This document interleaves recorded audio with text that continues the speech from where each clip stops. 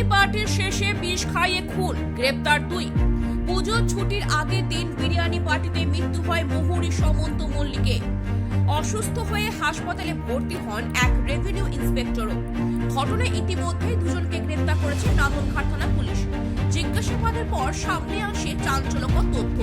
পেশাগত শত্রুতা এবং আর্থিক লেনদেনের বিবাদ থেকে খুনের পরিকল্পনা করা হয়েছিল। নাগরঘাট থানায় সাংবাদিক বৈঠক করে অ্যাডিশনাল এসপি রাজীব কুমার জানান, বিরিয়ানিতে বিষ মেশানো হয়নি।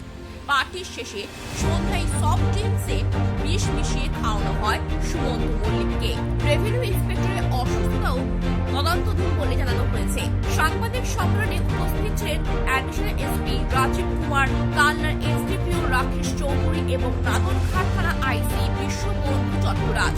আচ্ছা, আজকে আমরা আপনাদের বলতে চাই কি গত 25 সেপ্টেম্বরে বিএলআরও কমপ্লেক্সে একটা ঘটনা হয়েছিল, যেখানে সুমন্ত মল্লিক উমর 34 বছর, তো ওনার মৃত্যু হয়েছিল।